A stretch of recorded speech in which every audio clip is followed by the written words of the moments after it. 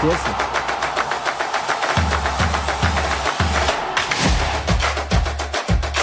Buenas tardes. Fala, Felipe Bueno. ¿Cómo está, señor? Ah, Muy bien? muito bem. Sim? Ah, Por fala supuesto. outras línguas, o cara, hein? Muitas. É. Uma boa tarde a todos que estão nos acompanhando nesta terça-feira. Véspera, né, de mais uma rodada para Grêmio, para Inter e para a Juventude. E tudo isso na semana Grenal, Samuel. Amanhã tem jogo, né? Amanhã tem jogo, além da dupla Grenal pro Juventude também. E sábado tem o Grenal. E, Samuel, é uma semana que eu tô vendo assim, ó, torcedores de Grêmio Internacional, principalmente, todo mundo com o pé atrás.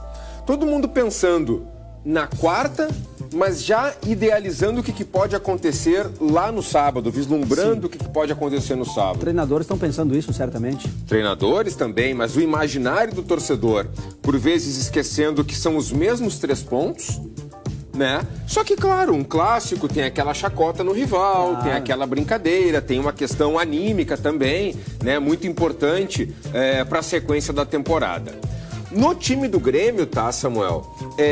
O Grêmio vem bastante desgastado em função de todas aquelas decisões da Copa Libertadores da América.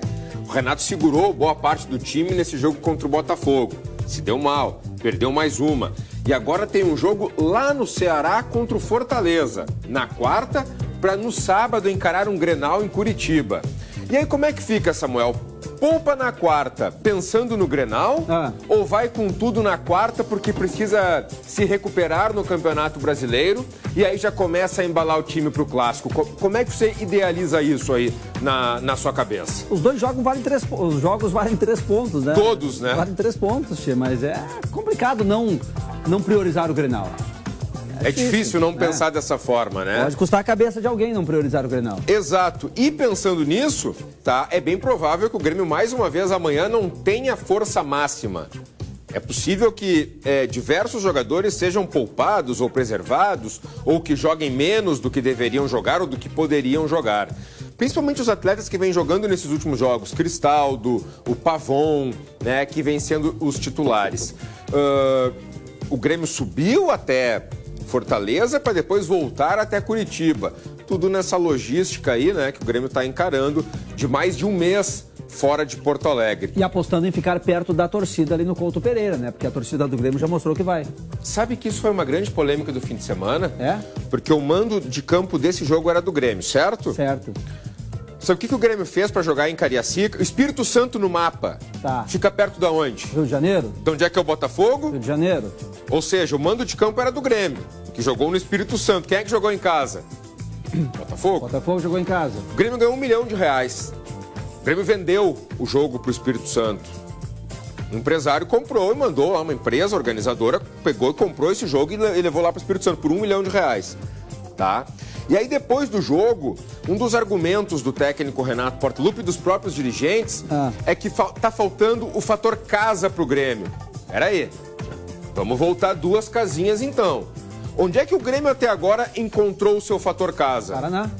Em Curitiba, que é só jogar no estádio do Curitiba, onde, por exemplo, escolheu jogar o Grenal agora do próximo sábado. O Grêmio abriu mão de jogar em Curitiba para ganhar R$1 milhão. Que pra mim é muito dinheiro. Pra ti é muito dinheiro. Pro Chico, pro Malmal, pro Alemão, muito dinheiro. Mas pra um clube de futebol não é nada. Tem jogador no Grêmio que não joga nada e que ganha R$1 milhão. Ou seja, não foi uma boa estratégia do Grêmio vender o mando de campo pro Espírito Santo, jogar em casa, fora de casa, por R$1 milhão.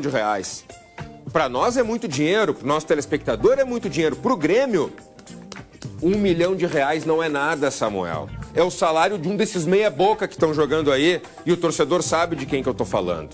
Então, se a estratégia era ter o fator local, o fator casa, o Grêmio não deveria ter vendido o mando de campo.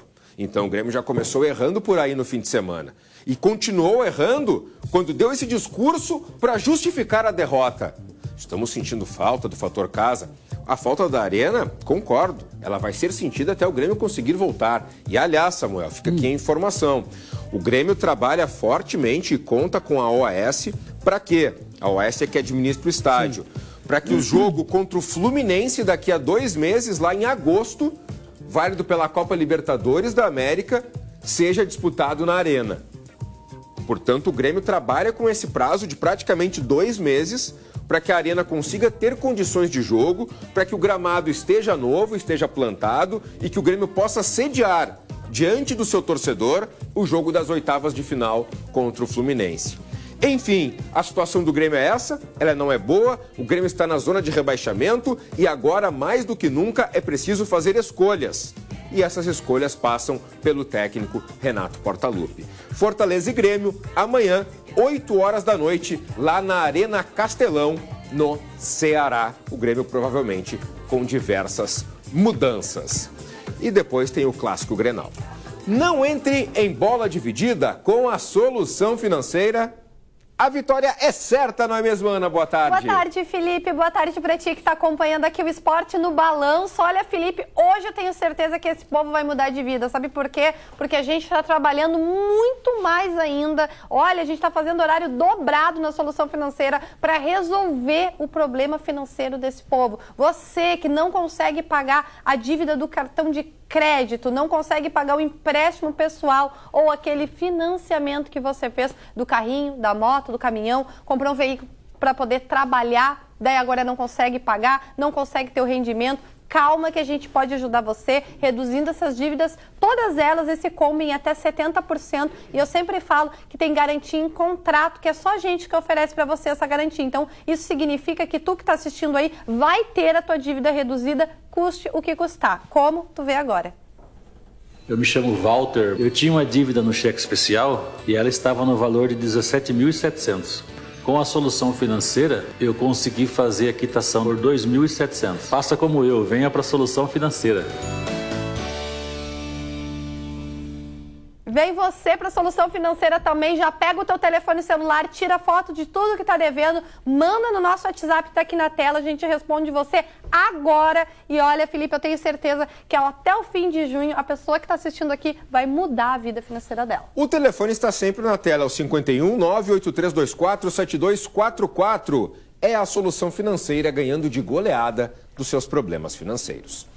Internacional. E as notícias do Inter, né, também na Semana Grenal, elas são em termos de negociações, Samuel. Primeira delas, tá? O Vitão. O Vitão tem propostas para deixar o estádio Beira-Rio. A última do West Ham, da Inglaterra, tá? O clube inglês propôs pagar 7 milhões de euros pelo jogador do Inter. 7 vezes 6, num cálculo de boteco, 42 de reais, mimi, né? O Colorado até aceita negociar o atleta, mas por cerca de 10 milhões de euros. Ou seja, não saiu negócio. Não deu negócio, tá?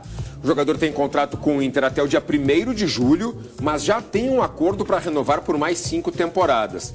Lembra a situação do Vitão? O Vitão jogava na Rússia, na guerra lá, né? Na Ucrânia, na verdade, durante aquela guerra com a Rússia.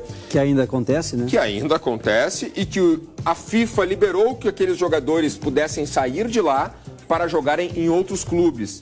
E aí simplesmente terminou o contrato do Vitão lá. Então o Inter se deu muito bem, 2 vezes, porque o Vitão é um bom jogador e porque teve a permanência do Vitão facilitada aqui no estádio Beira-Rio. E agora o Vitão pode ter ainda, o Inter pode ter ainda uma terceira receita, um terceiro lucro, uma terceira boa notícia com o Vitão, que seria uma negociação ainda mais por valores elevados como este. O West Ham, antes do Vitão, ele já tentou levar também o Fabrício Bruno, que é o zagueiro do Flamengo. Tava tudo certo. Chegou na hora lá, Samuel, era 5x que o Fabrício Bruno ia ganhar. 5x. E ele viu que lá na Inglaterra, o tal do imposto de renda que tem lá, ele não ia receber 5x. Ele ia receber 2x5. O resto, o leão inglês. O leão inglês ia dar aquela abocanhada. Ele falou, não. Então, se é para ganhar metade que para ganhar na Inglaterra, eu continuo aqui no Flamengo. E foi isso que aconteceu, né? E ainda no mercado da bola, tá? O Inter pode confirmar nas próximas horas a venda do Maurício. Esse aí. Samuel, muito novo, muito promissor, passagens por seleções das categorias de base da seleção brasileira. Só que chegou o Palmeiras despejando um caminhão de dinheiro aqui em Porto Alegre, Samuel. E o que se fala lá em São Paulo é que são 7 milhões de euros pela parte do Inter. O Maurício é todo fatiado, como a gente diz no futebol. Parte é do empresário, parte é do Maurício, parte é de um outro clube, até o Cruzeiro, que era o clube dele, tem um percentual, e o Inter tem um percentual. Tá? E o Inter precisa vender jogadores, o Inter precisa fazer caixa, a situação financeira ela não é boa, né? E o Inter pretende arrecadar neste ano 135 milhões de reais com negociações de atletas. O que chama a atenção é que vem um clube do Brasil para tirar o Maurício. E sempre quando se falou em propostas para o Maurício, o Inter abrir mão do Maurício, se imaginava que fosse para o futebol europeu. O Flamengo tentou e não levou, o Bragantino tentou e não levou, o Palmeiras já tinha tentado e não tinha levado. Na seleção de base ele jogou com o Endrick fez uma postagem dizendo que estava esperando ele lá no Palmeiras. Isso no começo do ano, o Endrick já saiu e o Maurício pode estar indo para lá agora. Está tudo muito próximo de acontecer, resta apenas a oficialização desse negócio. Não vai conseguir segurar, né? Não vai conseguir segurar. O Inter precisa também de caixa, né? E é um bom dinheiro que o Palmeiras vai pagar. O Palmeiras não está rico, o Palmeiras está milionário. Barbaridade. E o que fez ontem o Palmeiras, hein? Tocou 4 no Atlético Mineiro, na casa do Atlético Mineiro. E dentro de campo, tá? Só pra gente falar também, porque a semana do Inter também envolve o Grenal, obviamente, né? Amanhã é... Titular ou não? Amanhã? É, amanhã. Eu acho que é o mesmo raciocínio do Grêmio, né? Por mais que o Inter não esteja numa situação tão complicada na tabela, eu não acredito que o Cudê vai escalar todo mundo amanhã e todo mundo no domingo. Eu acho que ele vai dar aquela mesclada que ele costuma dar, talvez um misto quente, digamos assim, pra ir com força máxima depois no domingo. O Inter joga amanhã em Floripa, no Orlando Scarpelli, o estádio do Figueirense, e recebe o Corinthians. E depois vai para Curitiba para enfrentar o Grêmio no sábado lá. É um adversário difícil, mas não tem a logística tão problemática quanto tem o Grêmio, né? Não, o Inter vai estar em Florianópolis para Curitiba. Dá pra ir a pé? Se tossir, cai lá em Curitiba, né? Se tossir em Floripa, cai em Curitiba. Poucos pulos da... É muito perto. E uma coisa importante para o Inter amanhã vai ser o fator local, tá? Provavelmente o estádio vai estar lotado e o Inter vai sentir mais uma vez, vai ter esse privilégio de jogar com o apoio do seu torcedor.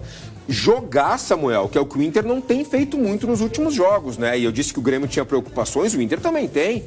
O torcedor colorado cobra muito isso do técnico Eduardo Cudê, que incomodou, encheu o saco, queria um grupo cheio, um grupo de jogadores. E tem hoje. Mas não está conseguindo, né? Não está conseguindo. Ah, mas tem gente na seleção. Eu sei. Mesmo assim, está faltando jogador, diz o Vini aqui no meu ponto. Mas mais do que faltar jogador, falta desempenho, Samuel. É possível jogar mais com as peças que o Inter tem aí, enquanto a gente acompanha os lances do Maurício.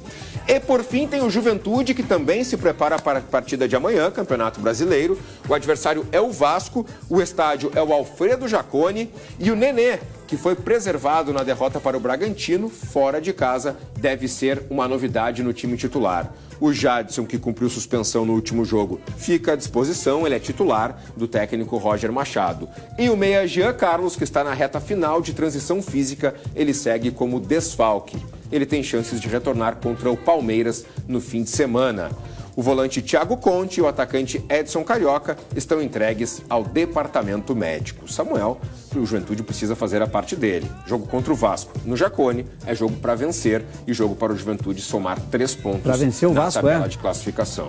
É jogo para vencer e eu acredito que o Juventude tenha todas as condições de conseguir vencer essa partida. Muito bem, aguardaremos a rodada de amanhã. Então o Palmeiras está voando nesse campeonato. Não vai ser fácil buscar, né? Nossos times aqui não... 4-0 no Atlético fora de casa. Na casa do Atlético. Na casa do Atlético. Impressionante. Lá em Minas.